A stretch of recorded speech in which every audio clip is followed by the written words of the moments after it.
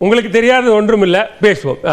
திருப்பாக்கி, இங்கே போராட்டத்திற்கான அனுமதிகள் தொடர்பான விமர்சனம் தொடங்கி முரசொலியினுடைய பதில் விமர்சனம் அல்லது கண்டனம் வரைக்குமாக எப்படி பார்க்குறீங்க? புதிய மாநில செயலாளராக தேர்வு செய்யப்பட்டிருக்கிற பே சண்முகமும் நாங்கள் திமுகவோட நிழல்ல இல்லை, அதே நேரத்தில் மதவாத சக்தியான பாஜகவை எதிர்க்கணும் அப்படின்னா நாங்கள் ஓரணியில் நின்று அதை எதிர்ப்பதற்கு தயாராக இருக்கிறோம் அப்படின்ற ஒரு உத்தரவாதத்தை கொடுக்கிறார். முதல்ல இந்திய கம்யூனிஸ்ட் கட்சி மார்க்சிஸ்ட் இயக்கத்தினுடைய மாநில செயலராக நியமிக்கப்பட்டிருக்கிற சண்முகத்துக்கு நெஞ்சார்ந்த வாழ்த்துக்கள்.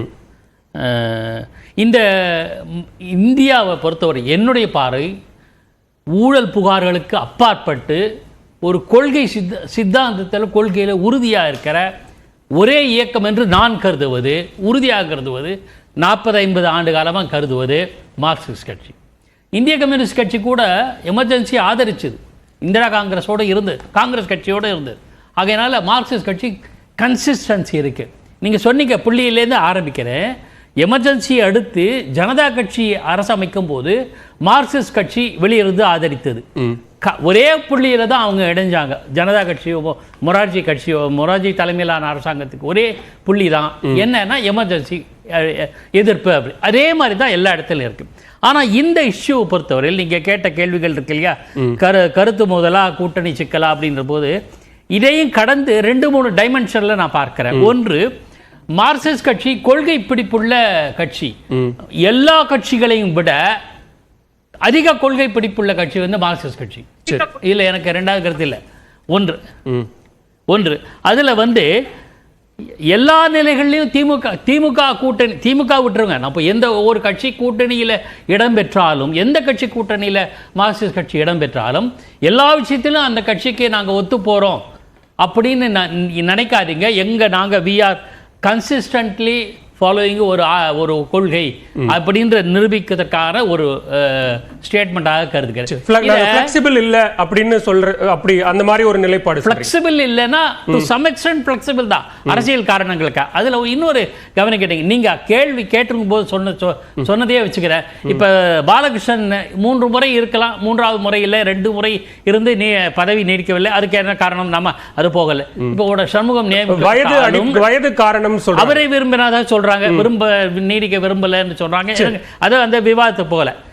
சண்முகம் நியமிக்கப்பட்ட போது திமுகவின் நியமனம் இல்ல தேர்வு, தேர்ந்தெடுக்கப்பட்ட, மன்னிக்கணும், ஐ ஸ்டாண்ட் கரெக்டட். தேர்ந்தெடுக்கப்பட்ட சண்முகம் அவர்கள் கூட திமுகவின் நிழலில் இல்லை. அப்படின்னா கொள்கையினுடைய தொடர்ச்சி அந்த இயக்கம் எடுத்துக்கிறது. அது ஒரு பாராட்டு விஷயம். அதனால நாங்க எல்லா விஷயத்திலும் திமுகவோடு ஒத்து போல. இது எல்லா கட்டத்திலும் இருக்கு. எல்லாரும் முன்னாடி பேசுறாங்க, சாம்சங் 12 மணி நேரம் வேலை எல்லாம் விட்டுருவோம். அடுத்தது வந்து நான் இன்னொரு பார்வை, இது அரசியல் பார்வை, 2 அரசியல் பார்வையை முன்வைக்கிறேன். ஒன்று, 200 இடங்கள்ல திமுக போட்டியிடும், திமுகன்னு சொல்றாங்க. சில பேர் திமுக கூட்டணி வெற்றி பெறும்னு சொல்றாங்க. சரி, நம்ம அந்த கூட்டணி வெற்றி பெறும். இதன் மூலம் நமக்கான இட வாய்ப்புகள் குறைந்து விடுமோ என்ற சாரி அதனால கூட நாங்க உறுதியாக இருக்கோம்னு காண்பிக்கிறது. இது அரசியல் பார்வை. நான் வந்து ஃபுல்லா அட்டாச் பண்ணல. பாலபாரதி இருக்கும்போது நான் அதை சொல்லக்கூடாது, என்னோட யூகமாக சொல்கிறேன். 3வது, இதுவும் என்னோட யூகம்தான். திராவிடம், இதே மார்க்சிஸ்ட் கட்சி ஒரு காலத்தில் அதிமுக அணியிலும் இருந்தது. புரட்சி தலைவர் எம்ஜிஆர் தலைமையில் 80களில் இருந்தாங்க. ஜெயலலிதா அம்மையார் தலைமையில் கூட கூட்டணியில் இருந்ததாக நினைவு இருந்தாங்க. ஆக இவங்களும், அதாவது மார்க்சிஸ்ட் கட்சியும் திமுக மீது அதிருப்தி ஏற்பட்டது என்றால் இருக்கிற சூழல் வந்தால் நாளைக்கு அதிமுக அணியில் மாறுவதற்கான சூழல், நான் மாறும் அப்படின்லாம் சொல்ல மாட்டேன், 26 கூட மாறாது, அது வேற விஷயம். அப்படி இருந்தால் கூட நாங்கள் எங்கள் கொள்கை விஷயத்தில் நாங்கள் ஸ்ட்ராங்காக இருந்திருக்கோம், திமுகவை கூட எதிர்த்திருக்கோம்னு சொல்வதற்கு ஒரு ஒரு சான்றாக அமைகிறது. இது பல தரப்பில். இதெல்லாம் விட ஒரு முக்கியமானது, நகுதர் பொருட்டன்று நட்டல். நான் நண்பர், அதனால ஒன்று சிரிச்சுட்டே இருக்க மாட்டேன், உங்க மேல குறை இருந்தாலும் சுட்டி காட்டுவேங்கிற ஒரு நேர்மை இருக்கு. தோழமை சுட்டல் அப்படின்னு, தோழமை சுட்டல் அப்படிங்கிறதா. ஆக இத்தனை காரணங்களால எதிர்க்கிறாங்க. இது ஒரு சம்பவம் மட்டும் இல்ல. தனியார் பள்ளி விஷயத்துல கூட 2 நாட்கள் முன்பு அரசாங்கத்தை விமர்சித்தவர் யார்? இதே பாலகிருஷ்ணன் தான். ஆனா அன்பில் மகேஷ் பொய்யாமொழி என்ன சொன்னாரு? நாங்க தத்தெடுக்கல அப்படின்னாரு. தத்தெடுக்கலையா, சரி அப்ப நாங்க திருப்தின்னு அதுவும் தீக்கதர்ல வந்திருக்கு. அதை திருப்பி மன நிறைவு தருகிறது அப்படின்ட்டு. ஸோ இது மாதிரி கொள்கை விஷயத்துல சமரசம் செய்யாம எல்லா காலத்திலும் அப்படிதான் இருக்காங்க. விபி சிங் ஆட்சியை ஆதரித்தது உட்பட பாஜகவை நீங்க விபி சிங் அகாமடேட் அமைச்சரவையில் இடம்பெற செய்தால் நாங்க ஆதரவு தரமாட்டோம்னு சொன்னாங்க. தராத பிஜேபி அமைச்சரவையில் இடம் தராதனால தான் மார்க்சிஸ்ட் கட்சி தொடர்ந்து விபி சிங் ஆதரிச்சது. ஸோ இது வந்து அவங்களுடைய தொடர்ந்த நிலைப்பாடாக இருக்கிறது. அந்த தொடர்ச்சியான நிலைப்பாடு அரசியல் மாற்றங்களுக்கு சில சமயங்கள் மாற்றம் ஏற்படும். ஆனால் நான் இன்னும் ஒரே ஒரு பாயிண்ட் சொல்லிடுறேன். அதிமுக உறவு வைத்த காலத்தை இப்போதையும் பார்க்கும்போது அதிமுக எம்ஜிஆர் என்ற ஆளுமை சக்தி இருந்தது. பிறகு ஜெயலலிதா அம்மையார் என்ற ஆளுமை தலைவர் இருந்தாங்க. அப்போது எங்களுக்கு மாற்று வழி இருக்கு. திமுக மேல ஒரு முழுமையான அதிருப்தி வந்தா நாங்க போவதுக்கு இன்னொரு வழி இருக்கு என்ற காலம் இருந்தது. இப்போது அது இல்லை. அதனால 26ல அணியிலேயே மாற மாட்டாங்க அப்படின்னு வைக்கிறேன். வேற சில கருத்துக்கள் பேசுவோம். நான் முதற்கட்ட பார்வை எடுத்துக்கிறேன். திருமிகு பாலபாரதி, இங்க ஜென்ராம் அவர்கள் குறிப்பிட்ட புள்ளியிலிருந்து நான் உங்ககிட்ட கேள்விகளை முன்வைக்க விரும்புறேன். இங்க கூட்டணி கருத்து மோதல், அது தோழமை சுட்டல், அது எப்படி வேணா நம்ம பார்த்துக்கலாம். ஆனா இங்க என்ன நடக்கும் அப்படின்னு ஒரு எதிர்பார்ப்போட காத்திருப்போருக்கு நாம அவர்களினுடைய வாய்க்கு அவல் போடுற மாதிரியான சில விஷயங்களை செய்திடக்கூடாது. அதுல ஒரு புரிதல் இருக்கணும், பக்குவம் இருக்கணும், முதிர்ச்சி இருக்கணும் அப்படின்னு சொல்லக்கூடியதை எப்படி புரிஞ்சுக்கணும்?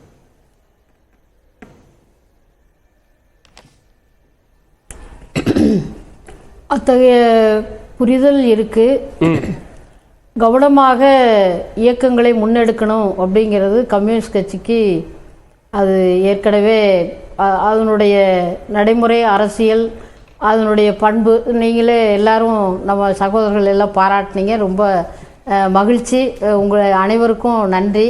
புதிய மாநில செயலாளர் தேர்வு செய்யப்பட்டதுக்கும் வாழ்த்து சொல்லியிருக்கீங்க. எல்லாருக்கும் நெஞ்சார்ந்த நன்றியை நான் தெரிவிச்சுக்கொள்ள விரும்புகிறேன். பிரகாஷ் காரத் அவர்கள் நிறைவுரை ஆற்றுகிற பொழுது ஒரு விஷயத்தை சுட்டி காட்டினாங்க. என்னன்னா வந்து ஒரு ஒன்றிய அரசு மாநில அரசுக்கு, தமிழ்நாடு அரசுக்கு, மக்களுக்கு வந்து போதிய நிதி ஒதுக்கீடு செய்வது கிடையாது. ஒரு இயற்கை சீற்றத்தின் போது உதவுவதும் கிடையாது. சிறு குறு தொழில்கள் கடுமையாக பாதிக்கப்பட்டிருக்கு. அப்ப இதெல்லாமே நம்முடைய கட்சி நம்ம மேடையில், எங்களுடைய மேடையில் நாங்கள் வந்து இவ்வாறு பழிவாங்கப்படுகிறது மாநில அரசு அப்படின்னு நம்ம குரல் கொடுக்கிறோம், போராட்டம் நடத்துகிறோம். அதே மாதிரி திமுக அரசும் அவர் சொன்ன வார்த்தை, நான் அறிந்தவரை வந்து ஒரு பாஜக ஒன்றிய அரசு அது உரிமைகளை எப்படி பறிக்குதுங்கிறது மட்டுமல்ல, அதனுடைய மதவெறியை மிக சரியாக புரிந்து கொண்டு எதிர்க்கிறார்கள். அதனுடைய எதிர்ப்பு வலிமையாக இருக்கிறது அப்படிங்கிறதையும் அவங்க சுட்டி காட்டாங்க. ஆகவே இந்த பிரச்சனையில நல்ல புரிதல் இருக்கு, அரசியல் புரிதல் என்பது இருக்கு. அதே சமயத்துல இப்படியே ஒரு ஒற்றை வழி பாதையிலேயே நம்ம போயிட்டு இருக்க முடியாது. இப்போ எதிர்கட்சிகள் அவங்களுக்கு இந்த பிரச்சனையை எடுத்துக்கிட்டு பேசுவாங்களா? பேசத்தான் செய்வாங்க. ஆனா அவர்களுடைய அரசியல் நோக்கம் வேற. அவர்களுடைய அரசியல் நோக்கம் வேற. கம்யூனிஸ்ட் கட்சி அப்படி நம்ம பார்க்கல, சிபிஎம் அப்படி பார்க்கல. அப்போ தமிழ்நாட்டில் இந்த மாதிரியான ஒரு விமர்சனத்தை அதிமுகவோ பாஜகவோ யார் வேண்டுமானாலும் வைக்கலாம். அவர்கள் வந்து ஒரு அரசியல் காரணங்களுக்காக அதை அரசியல் ஆக்கணும் அப்படிங்கிற நோக்கத்திற்காகவே அப்படியான கடுமையான வார்த்தைகளை பயன்படுத்தலாம். ஆனா கொள்கை புரிதலோட, அரசியல் புரிதலோட இருக்கக்கூடிய இடதுசாரி இயக்கங்கள் அப்படி பேசலாமா அப்படிங்கிறது தான் அவரும் கிட்டத்தட்ட ஒரு ஆதங்கத்தின் வெளிப்பாடா தான் கேட்கிறாரு. இல்லை, அந்த ஆதங்கம் கொஞ்சம் அவங்க பரிசீலனை செய்யணுங்கிறது தான். நம்ம வந்து கம்யூனிஸ்ட் கட்சி அப்படி வந்து போகிற போக்கில் எதையாவது சொல்லிட்டு போகக்கூடிய ஒரு கட்சி அல்ல. சில வார்த்தைகளில் கவனம் இருக்கணுங்கிறது ஓகே. அதுதான் தோழர் பிரகாஷ் காரத் அவர்களும் சுட்டி காட்டினாங்க.